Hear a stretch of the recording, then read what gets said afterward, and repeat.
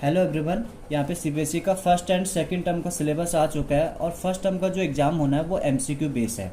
तो हमारे पास यहाँ पे चैप्टर नंबर 3 है, pair of linear equation in two variable. तो हम इसमें कुछ ऑब्जेक्टिव क्वेश्चन करेंगे यहाँ पे, वो भी डिटेल्स में डिस्कस करेंगे। तो हमारे पास देखिए पहला क्वेश्चन क्या है, find the value of k so that graph of 4x minus k y is equal to 9 and 12x minus 9y is equal to 18 will be parallel. ये कह रही कि के की वैल्यू क्या होगी जिससे कि ये दो इक्वेशन का ग्राफ क्या होगा, यहाँ पे पैरेलल होगा। यहाँ पे तो हमें ये पता है कि फर्स्ट कंडीशन जो यहाँ पे इंटरसेक्शन वाली है, दो लाइनें आपस में इंटरसेक्ट करती हैं, तो उसकी कंडीशन क्या हमारे पास a1/a2 does not equal to b1/b2। और एक लाइन के ऊपर दूसरी लाइन, इसको हम कोइंसिडेंट कहते हैं यहाँ पे।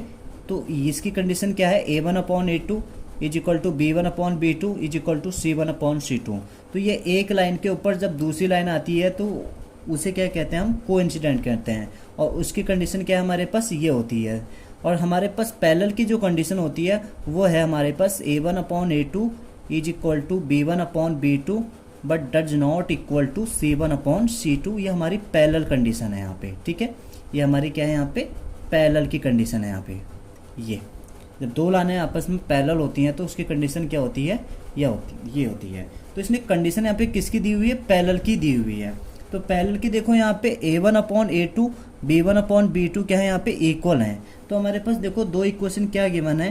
फर्स्ट इक्वेशन गिवन है 4x माइनस का के वाई इज इक्वल टू 9 और सेकंड इक्वेशन गिवन है 12x माइनस का 9y इज इक्वल टू 18, ठीक है। तो यहाँ पे जो a की वैल्यू होगी, a1 की वैल्यू क्या होगी 4, b1 की वैल्यू क्या है, b1 की वैल्यू क्या है माइनस का k, b1 की जगह साइन के साथ लेना है यहाँ पे, ठीक है। b1 की वैल्यू क्या है माइनस का k यहाँ पे। और c1 जो है वो किसके इक्वल है, यहाँ पे 9 के इक्वल है।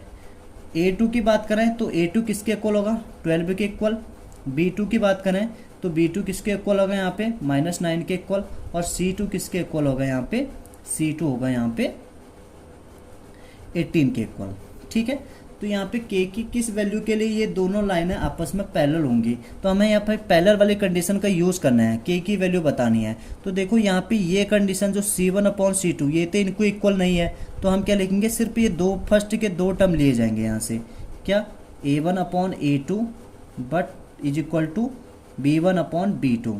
तो यहाँ से देखो a1 की वैल्यू क्या है 4, a2 की वैल्यू क्या है 12, b1 की वैल्यू है माइनस का k और b2 की वैल्यू है माइनस का 9। तो ये इससे कैंसिल कर लीजिए यहाँ से, ठीक है। तो ये 9 को इस साइड लेके चले जाइए, ये डिवाइड में है तो 4 × 9 मल्टीप्लाई में आ जाएगा और अपॉन 12, ठीक है। तो कैंसिल कर लो यहाँ से, 4 × 1 = 4, 4 × 3 = और 3 से ये 3 टाइम ये भी कैंसिल हो जाएगा, 3 से 3 टाइम ये भी कैंसिल हो जाएगा। तो k की वैल्यू क्या है मेरी 3 आई, k की वैल्यू क्या है यहाँ पे 3 आई। अगर देखो यहाँ पे मैं k की वैल्यू इस इक्वेशन में 3 पुटअप कर लेता हूँ, इस इक्वेशन में 3 पुटअप कर लेता हूँ, तो हमारी ये कंडीशन आ जाएगी। चेक कर लो यहाँ पे कंडीशन, 4/12 हो जाएगा। देखिए यहाँ पे 4/12 हो जाएगा। k की वैल्यू क्या आ रखी है 3 आ रखी है, तो ये माइनस का 3 अपॉन क्या हो जाएगा, माइनस का 9 हो जाएगा। और ये क्या है मेरे पास 9/18 है, 9/18 है। माइनस से माइनस कैंसिल कर सकते हो। तो 4/12 कितना होगा 1/3, 3/9 कितना होगा 1/3 और 9/18 कितना होगा यहाँ पे 1/2।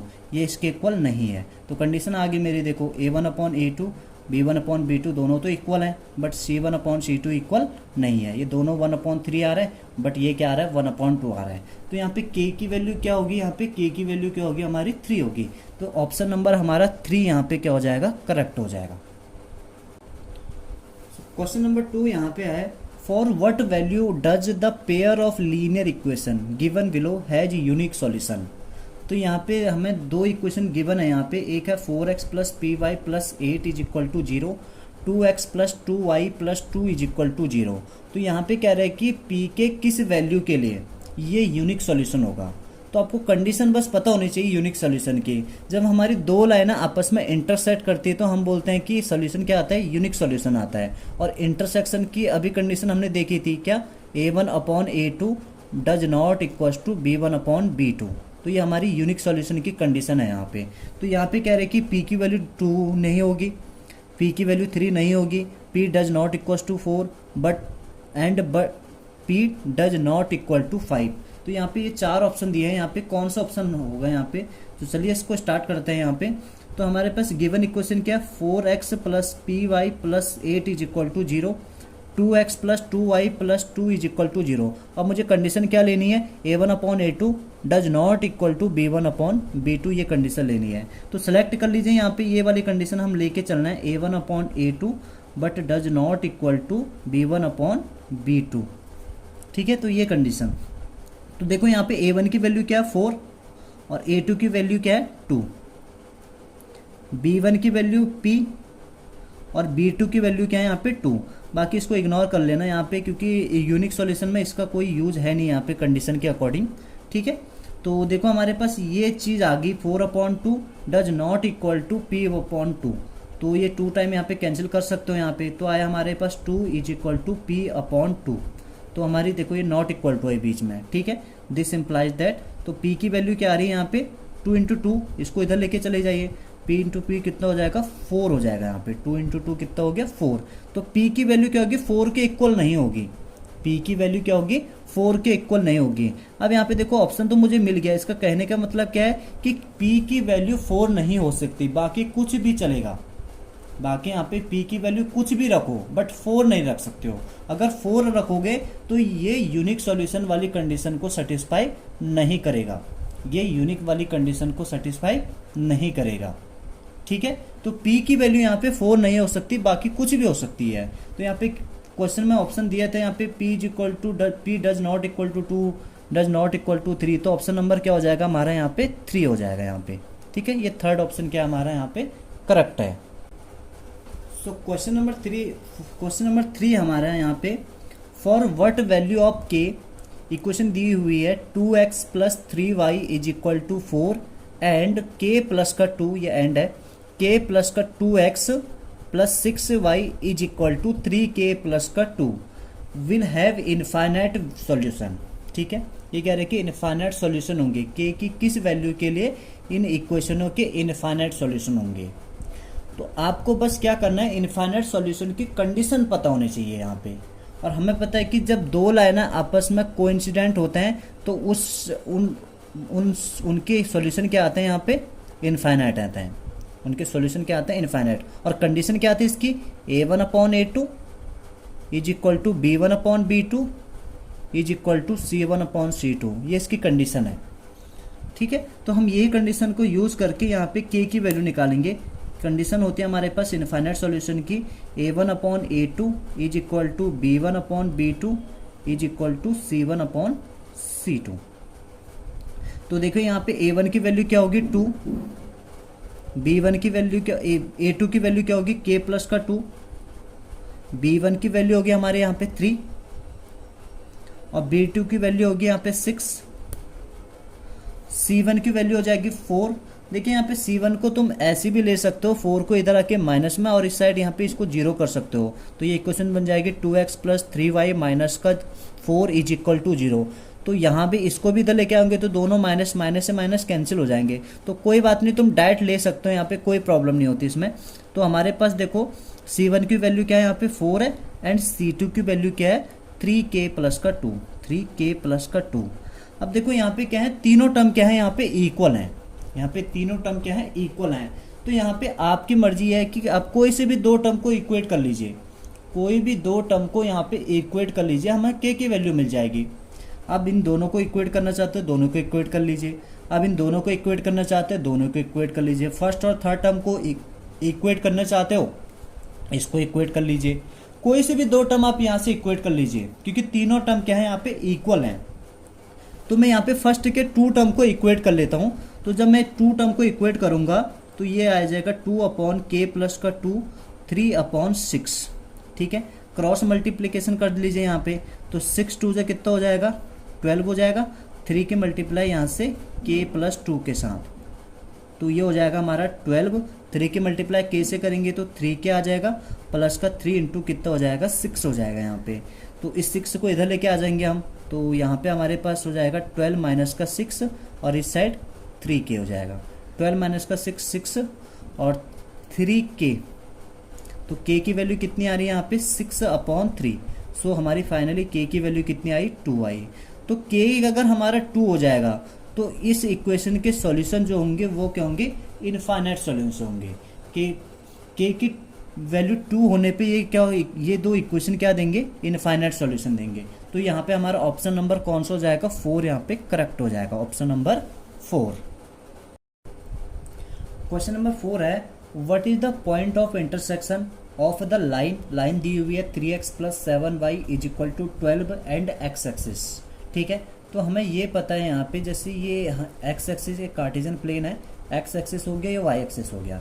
तो ये तो हमारी क्या है, एक लाइन की इक्वेशन है, ये एक लाइन की इक्वेशन है। पता अब ये इसका ग्राफ कैसे भी आ सकता है। ठीक है, और दूसरा क्या है कि यहाँ पे एक लाइन दी हुई है और दूसरी चीज़ क्या दे रखी है, एक्स एक्सिस दे रखी है। यानी कि ये जो लाइन कट होगा, कह रहे हैं यहाँ पे इंटरसेक्शन के, वो एक्स एक्सिस पे होगा।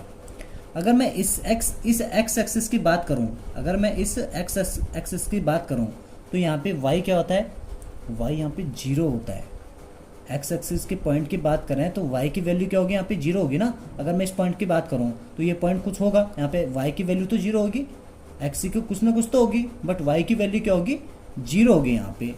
ठीक है, अगर क्वेश्चन हमारा यहाँ पे एक्स एक्सिस की जगह y एक्सिस होता तो उस केस में क्या रखते हैं हम, उस केस में हम x = 0 रखते हैं। फिलहाल यहाँ पे इसने x एक्सिस कह रखा है, तो x एक्सिस के में क्या रखेंगे हम, y क्या होता है, इसमें 0 होता है।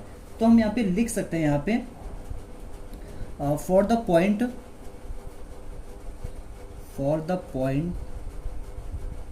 Of intersection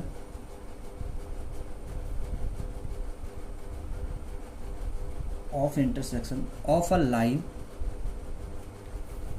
and the x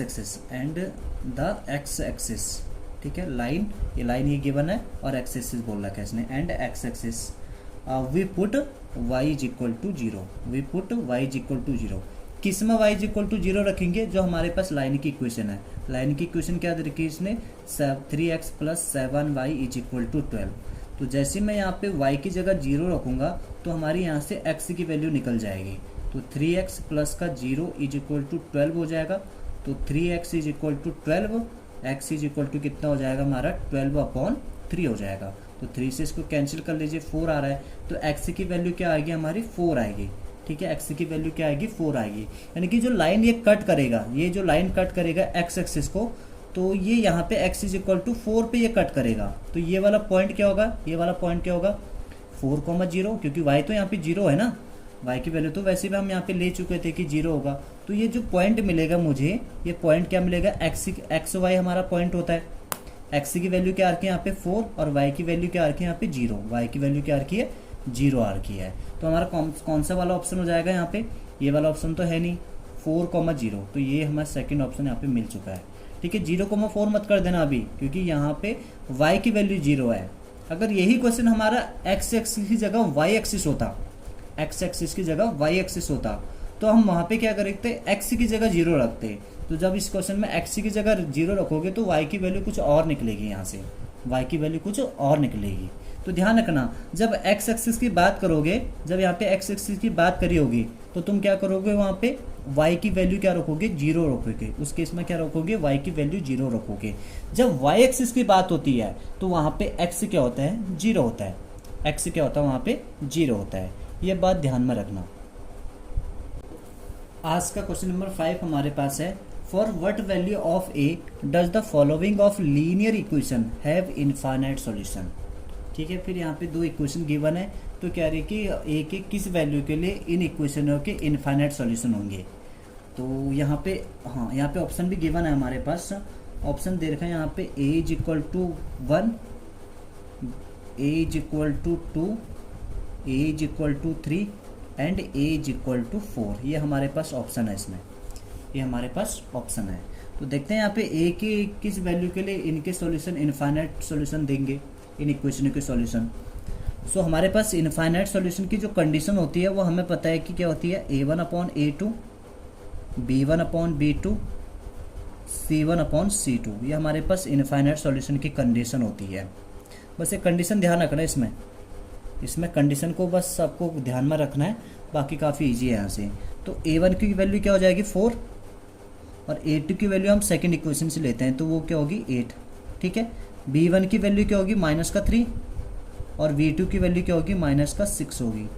C1 की वैल्यू क्या होगी, माइनस का ब्रैकेट में a माइनस 2, माइनस का ब्रैकेट में a माइनस का 2, और C2 की वैल्यू जो होगी वो क्या होगी मेरे पास, माइनस का a। तो माइनस से माइनस कैंसिल, माइनस से माइनस कैंसिल कर सकते हो आप। तो ये हो जाएगा 1/2, ये भी हमारा 1/2, और ये आ रहा है a माइनस का 2/a। तो फिर यहाँ पे देखो a की वैल्यू निकालनी है। आप देखो, आप या तो इसको इसके साथ इक्वेट कर लीजिए या इसको इसके साथ इक्वेट कर लीजिए। दोनों 1/2 है तो किसी को भी इक्वेट कर सकते हो। तो यहाँ पे क्या कहते हैं, 1/2 किसके इक्वल हो गए यहाँ पे, a माइनस 2/a के इक्वल, क्योंकि मुझे a की वैल्यू बतानी है यहाँ पे, इसलिए थर्ड टर्म को तो हम लेंगे ही लेंगे यहाँ पे।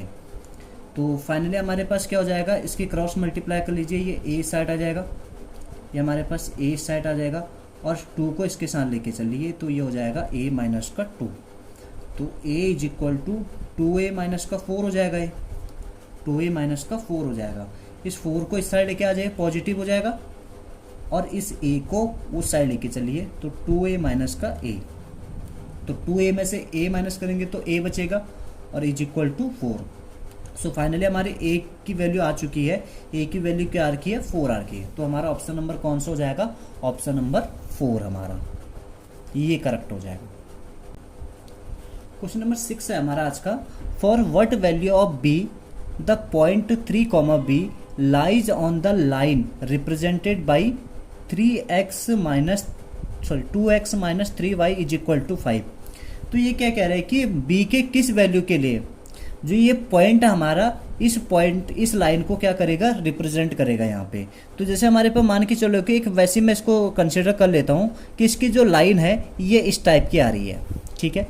जो ये इक्वेशन की लाइन है 2x minus 3y is equal to 5 है, ये लाइन ऐसी आएगी नहीं, बट मैं वैसे इसको कंसिडर कर रहा हूँ, ठीक है। तो यहाँ पे देखो किस पॉइंट के लिए कह रहा है, ये पॉइंट इस लाइन पे लाई करेगा। मान के चलो कि ये पॉइंट यहाँ पे आ रहा है 3, मान के चल रहा है कि 3, यहाँ पे आ रहा है। तो अगर इस लाइन में अगर ये पॉइंट लाई कर रहा है तो इसको सेटिस्फाई भी करेगा। सेटिस्फाई करने का मतलब जो ये 3, है 3 हमें पता है कि ये जो फर्स्ट वाली वैल्यू होती है x की, और जो सेकंड वाली वैल्यू होती है ये y की वैल्यू होती है। अगर ये पॉइंट इस लाइन पे लाई करेगा तो इसका मतलब इसको सेटिस्फाई भी करेगा, इसका मतलब इसको सेटिस्फाई भी करेगा। सेटिस्फाई कहने का मतलब अगर मुझे ये b की वैल्यू मिल जाए तो अगर मैं इसमें x और y की वैल्यू रख दूं तो ये क्या आएगा, 5 के इक्वल ही आएगा। इसको सेटिस्फाई कहते हैं यहाँ पे, ठीक है। तो अगर ये पॉइंट इस लाइन में लाई करेगी तो सेटिस्फाई भी करेगी इसको। तो हमारे पास जो गिवन इक्वेशन है वो है 2x minus 3y is equal to 5।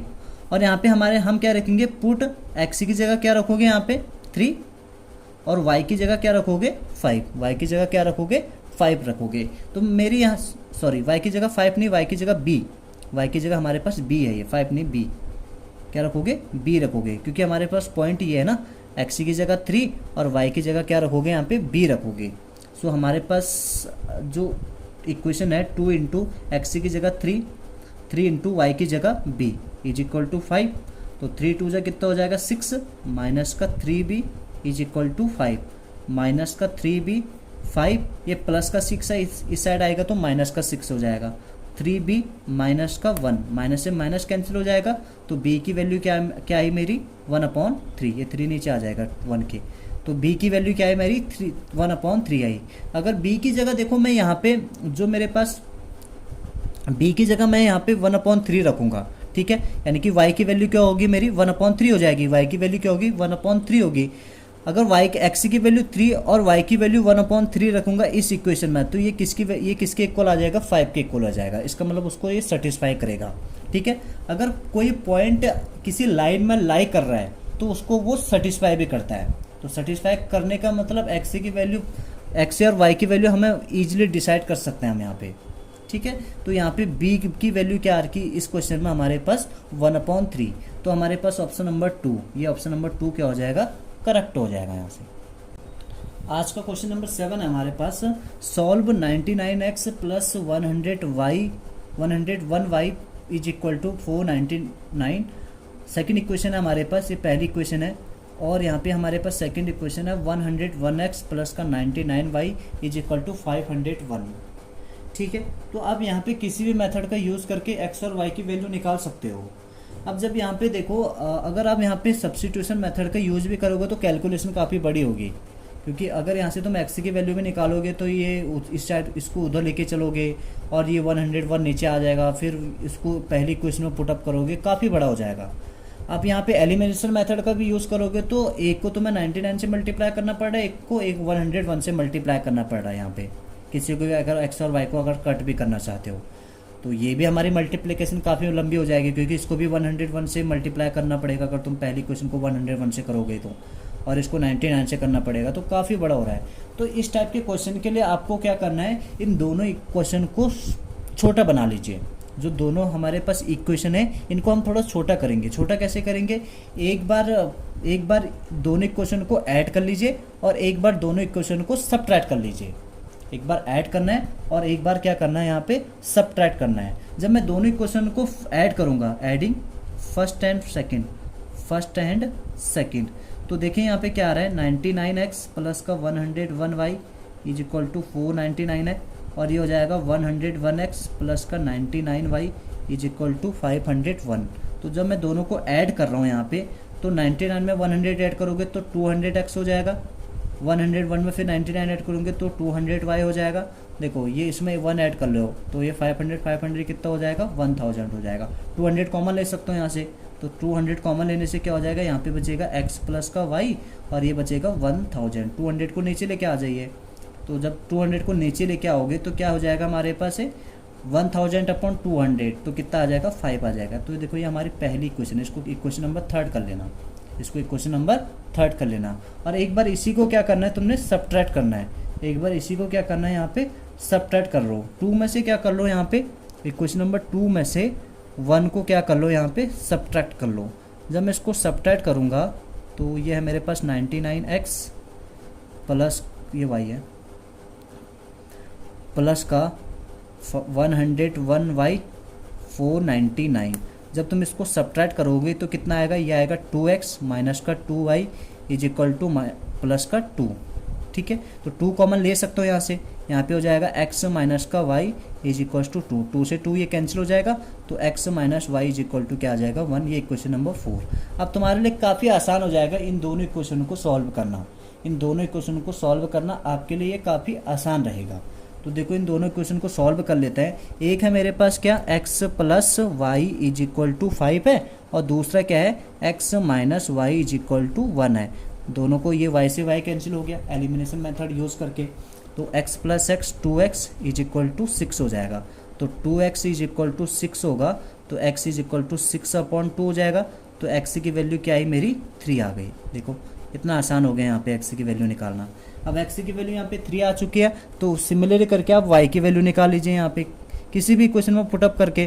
तो हमारे पास जैसे ये x plus y is equal to 5 है, x की जगह मैं 3 रखूँगा और y की वैल्यू मिल जाएगी मुझे यहाँ से, तो 5 माइनस का 3 हो जाएगा, तो y इज इक्वल टू कितना हो जाएगा, 2। तो फाइनली हमारा x और y की वैल्यू निकल चुकी है। x की वैल्यू क्या है 3 और y की वैल्यू क्या हो जाएगी 2 यहाँ पे। तो ऑप्शन नंबर कौन सा हो जाएगा हमारा, 3rd वाला ऑप्शन, ये ऑप्शन हमारा करेक्ट हो जाएगा।